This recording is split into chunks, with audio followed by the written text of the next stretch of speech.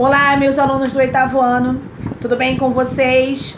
Eu espero que vocês continuem saudáveis, que estejam ainda dentro de casa. Eu sei que já devem estar desesperados, querendo ir para a rua, só que é necessário este momento de obediência. Esperamos também que vocês estejam contribuindo com este nosso processo educacional na forma do EAD, porque isso daqui de fato vai ser uma parceria. Nós estamos comprometidos, nós estamos empenhados em levar para vocês todo o conhecimento através dos nossos canais, conhecimentos estes que vocês adquiririam em sala de aula através do material didático, mas para isso a gente precisa do comprometimento de vocês. Não é legal somente de uma parte estar enviando para vocês os trabalhos e vocês não estarem realizando. Então eu espero de verdade que vocês estejam aproveitando este tempo também para fazer as suas atividades escolares. Vamos dar continuidade aqui aos nossos conteúdos de língua portuguesa. Na última aula, nós vimos os assuntos relacionados às conjunções coordenadas, que eram aquelas 5 tipos de conjunções coordenadas. Tinha passado para vocês também a orientação de resolver as atividades do livro e as atividades também que foram postadas lá no portal do Tule. Além, é claro, do material que a SAI está disponibilizando sobre a explicação do conteúdo e comentário dos gabaritos também.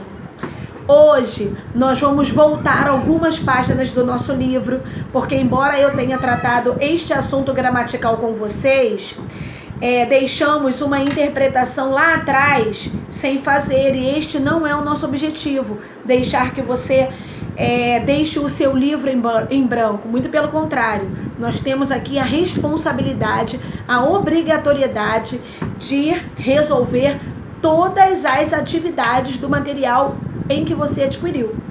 Então eu vou localizar vocês onde nós não havíamos realizado a atividade, lá na unidade 2, lá no capítulo 1, em que o assunto é um assunto tão comum em nossa juventude atualmente, em que é a preguiça. E você?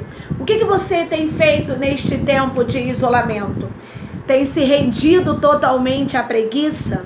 Quais têm sido os seus hábitos alimentares? Quais têm sido as suas atividades físicas? Ou você passa o dia inteiro deitado na cama ou no sofá, apoiado sobre um travesseiro com o controle na mão de um Netflix ou de uma internet? A gente já tinha comentado nas aulas anteriores, da importância de um hábito saudável, de um tipo de alimentação mais adequada, dos distúrbios e dos problemas alimentares que causavam muitas das vezes pelo excesso ou pela escassez de um ou outro tipo de alimento. E este capítulo vai tratar sobre este assunto, a preguiça, porque na verdade são assuntos que estão relacionados, à alimentação, à nossa atividade física, à nossa preguiça em realizar alguma atividade física, porque na verdade todo este livro número 1, ele está tratando do nosso bem-estar, porque é um assunto também de grande importância, você cuidar do seu corpo, do seu templo, para você estar saudável, para enfrentar as diversidades, as adversidades da vida, na verdade, E este texto traz para vocês uma reflexão sobre o que é a preguiça, de onde vem esta minha preguiça, por que às vezes eu não me sinto motivada a fazer alguma atividade física. E não se utilize desse tempo de isolamento como uma desculpa para que você não faça alguma atividade física.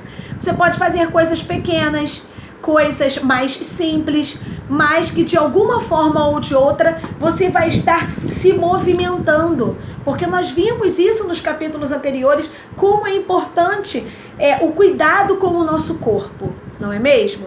Vocês até apresentaram ótimos trabalhos em relação às doenças relacionadas ao nosso corpo.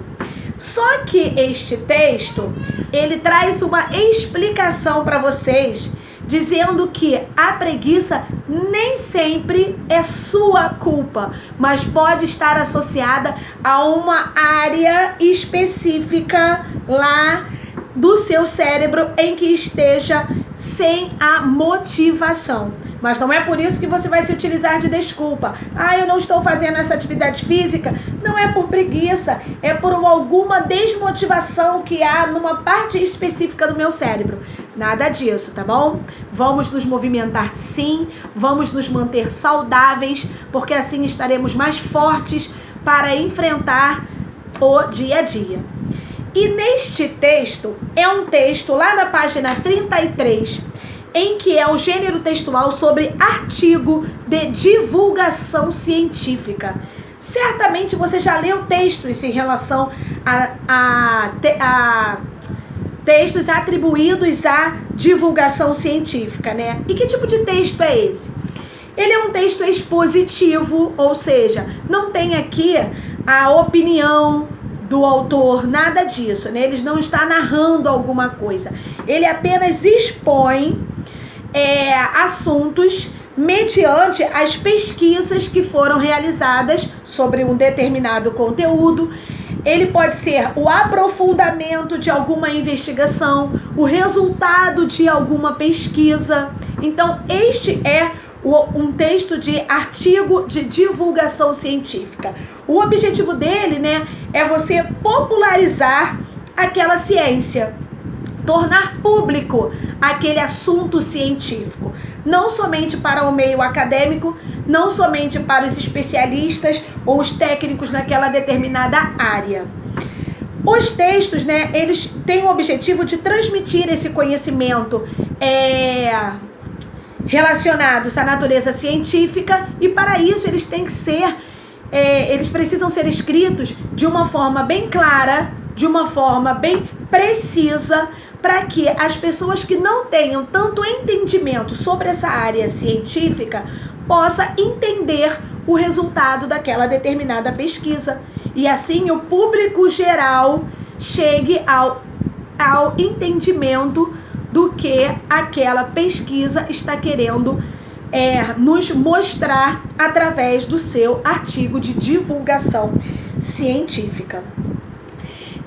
Por ser um texto com uma linguagem mais formal, então não é um texto próprio para você estar colocando ao produzir esse texto de artigo de divulgação científica.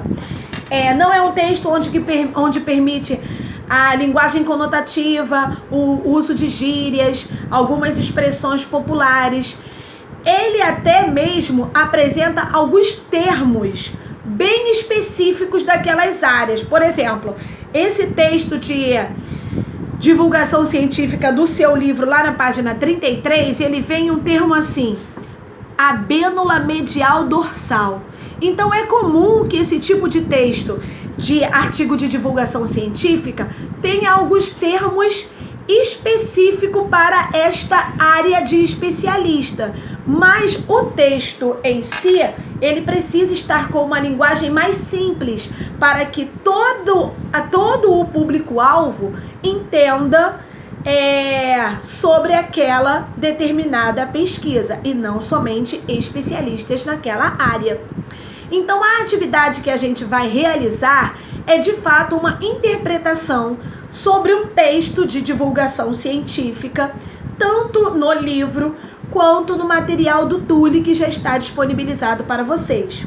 Então, nesta aula, não veremos conteúdos gramaticais. Nós vamos se atentar a fazer leituras atentas, porque tem esses termos específicos à ciência, e resolver estas duas interpretações. Tudo bem? Conto com vocês nesse empenho para que os nossos estudos possam dar prosseguimentos da melhor forma possível.